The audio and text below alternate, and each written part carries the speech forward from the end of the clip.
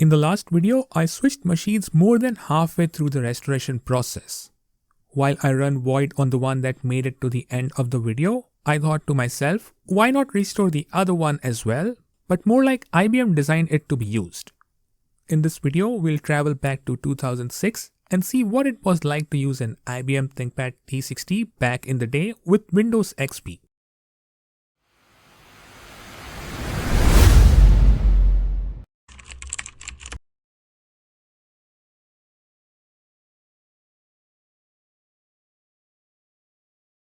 So this T60 is pretty usable, although it didn't receive the upgrades the other one did, and hence it still runs on a lower end 32-bit Intel Core Duo CPU.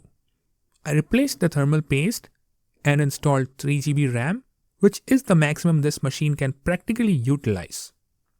For storage, I added a 128 GB SATA 3 SSD that I had lying around. Windows XP is probably my most used Windows, even less than Windows 7 and 98. As by the time Microsoft released later versions of Windows, I had already switched out to Linux. Now I've only used Windows XP 64-bit, but neither would it work with this license key underneath the notebook, nor do we have a 64-bit CPU. So I chose to go with Windows XP Pro 32-bit, which was exactly what IBM chose for it. Now this isn't Windows 7 we're talking about that will automatically install all the hardware drivers post-install. Doing all that manually on a 20-year-old ThinkPad would be a lot of work, and I wasn't ready to put up with it, which is when I learned the right way to install Windows XP on one of these machines. IBM offered system recovery disks to customers so that they could restore their machines to a state where they would have the operating system installed with the right device drivers, including antivirus and even IBM wallpapers. I learned that this was the best way to experience one of these with the least amount of work. But then things are not as easy as they seem. These were 8 ISOs, most likely because DVDs were not really popular back then. Using these images through Ventoy wouldn't work due to the way the USB drive gets unmounted in the early stages of booting into the recovery process. I did have several optical drives across machines, but the newest one in the house was around 13 years old. I decided to use the optical drive in the T440p, and as I had exactly 8 recordable CDs from back in the day and one of them failed during the burning process, I invested in a set of unused discs from a local thrift store, and I had more than I needed. So this is how it goes. We start by making sure we're running compatibility and not AHCI mode under SATA settings. We boot into the first disk in the series, which is the rescue and recovery disk. This part of the process takes very long across several loading screens of different kinds. Once it does finally get to the menu, there are many more options here, among which there is one to restore your computer. We're given a couple of options, and on selecting that we want to restore it absolutely to factory state, and after a couple of confirmations and agreements, the copy process starts. It takes a while, and after it's complete, it reboots and asks for the next disk in the series, the supplemental disk, and within seconds asks for the first of the recovery disks, as if it just wanted to make sure you had the supplementary disk but not do anything with it at the moment. The copy process continues, eventually asking you for disk 2. From here on, all that you need to do is wait for the prompts for the next disk and go from 1 through 6 in sequence. It displays 2 progress bars, one for the current disk and another for the overall process, but no estimated remaining time.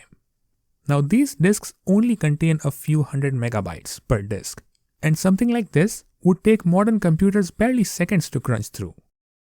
I could have recorded the entire process in real time, but then the video would be several hours long.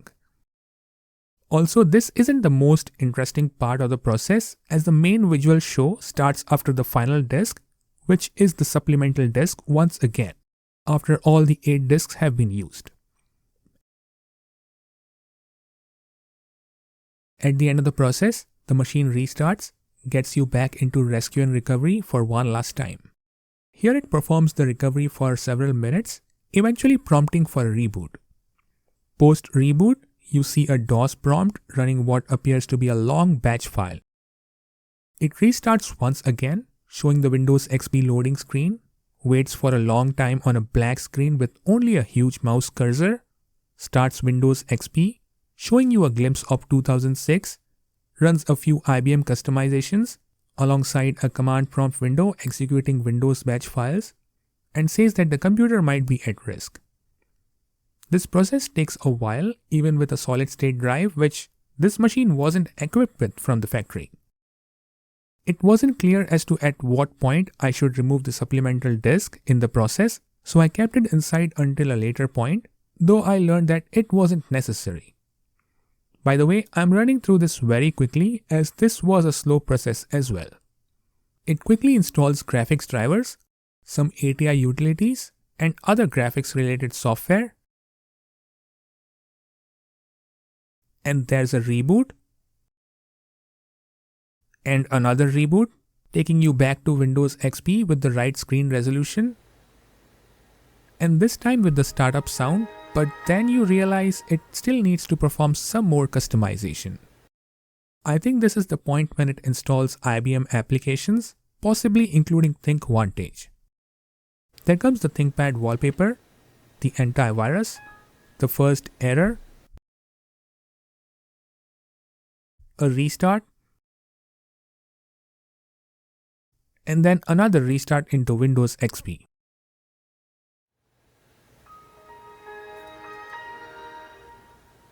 And then some more customization, and a restart,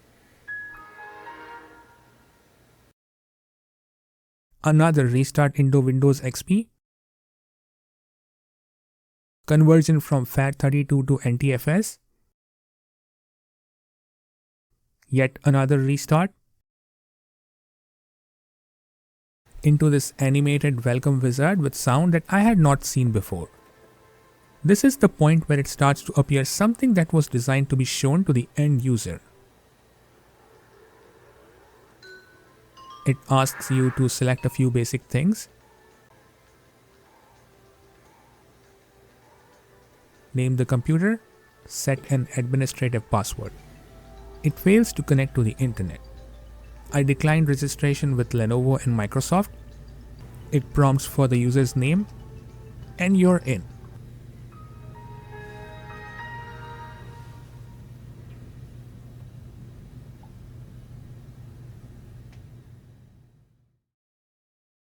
It prompts for enrollment in fingerprint security,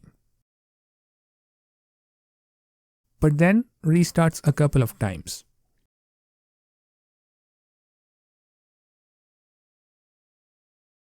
It says that the user needs to log on to enroll in fingerprint security. It does log you in automatically this time though. It asks you to set the user's password, set answers to security questions,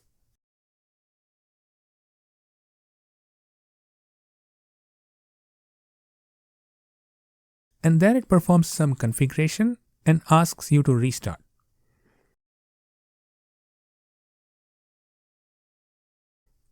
It asked me to log in using a password for this time.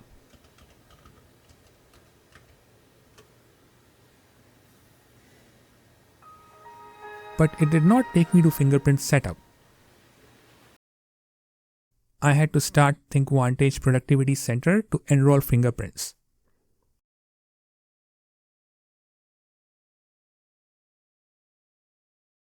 It took me a while to register my fingerprints using this fingerprint sensor. After which I restarted Windows to see if it does prompt for fingerprints during startup. And it did, which is when I experienced my first passwordless login into Windows XP. And that concludes the restoration of Windows XP on this ThinkPad T60, just the way IBM intended. It was reminding me of available wireless networks, but I would rather not take this thing online with the outdated security of Windows XP.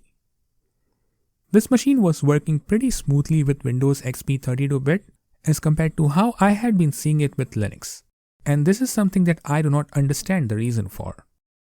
Needless to say, everything worked as it should, and technically speaking, as much as you'd call this notebook underpowered, it's much more capable than the machines that we used to run Windows XP on back in the day.